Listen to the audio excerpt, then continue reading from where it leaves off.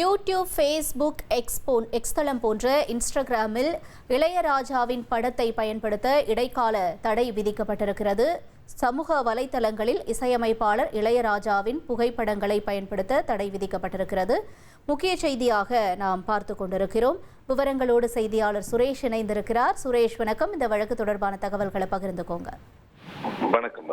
YouTube சேனல்கள், Facebook, X மற்றும் Instagram போன்ற சமூக வலைதளங்கள்ல தன்னுடைய புகைப்படத்தை அனுமதியின்றி பயன்படுத்துவதற்கு தடை விதிக்க வேண்டும் என்ற கோரிக்கையுடன் பிரபல இசையமைப்பாளர் இளையராஜா சென்னை உயர்நீதிமன்றத்தில் ஒரு புதிய வழக்கை தாக்கல் செய்திருந்தார்.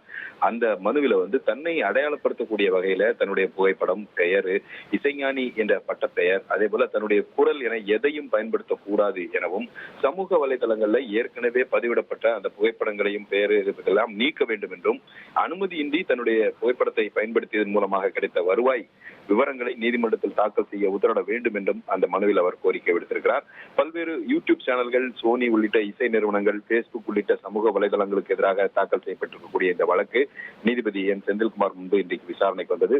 அப்போது இளையராஜா தரப்பில் ஆஜரான மூத்த வழக்கறிஞர் பிரபாகரன் மற்றும் வழக்கறிஞர் சரவணன் ஆகியோர் முன்வைத்த வாதம் என்னவென்றால், இசையமைப்பாளர் இளையராஜாவினுடைய புகைப்படத்தை மார்பிங் செய்தும் AI தொழில்நுட்பத்தை பயன்படுத்தியும் வருவாய் ஈட்டி வருவதாக குற்றம் சாட்டினார்.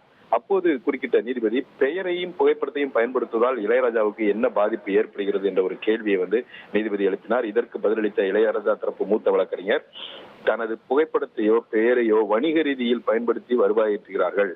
அதனால் இது தன்னுடைய தனிப்பட்ட உரிமையை பாதிக்கும் செயல் என்பதனால தான் இந்த படத்தை பயன்படுத்துவதற்கு தடை விதிக்க வேண்டும் என்ற ஒரு கோரிக்கை முன்வைத்துள்ளதாக தெரிவித்தார். அது மட்டுமல்லாமல் அந்த சமூக வலைதளங்களில் பேஸ்புக், இன்ஸ்டாகிராம் போன்ற சமூக வலைதளங்கள்ல ரீல்ஸ், மீம்ஸ்களில் அனுமதியின்றி தன்னுடைய புகைப்படத்தை பயன்படுத்துவதாகவும், சில நேரங்கள்ல அந்த புகைப்படங்கள்ல அவதூறான கருத்துக்கள் பதிவிடப்படுவதாகவும் குற்றம் சாட்டப்பட்டது.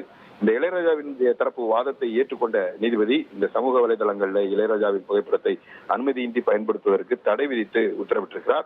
மேலும் இந்த மனுவுக்கு பதிலளிக்கும்படி பல்வேறு யூடியூப் சேனல்களுக்கும், சோனி உள்ளிட்ட இசை நிறுவனங்களுக்கும், பேஸ்புக் உள்ளிட்ட சமூக வலைதளங்களுக்கும் உத்தரவிட்ட நீதிபதி இந்த வழக்கின் விசாரணையை 4 வாரங்களுக்கு தள்ளி வைத்திருக்கிறார். தகவல்களுக்கு நன்றி சுரேஷ். இனி செல்லும் இடமெல்லாம் செய்தி. தந்தை டிவியின் வாட்ஸ்அப் சேனலை ஃபாலோ பண்ணினா செல்ல இருக்கும் இடமெல்லாம் செய்தி. இதோ QR கோட் இப்பவே ஸ்கேன் பண்ணுங்க, ஃபாலோ பண்ணுங்க.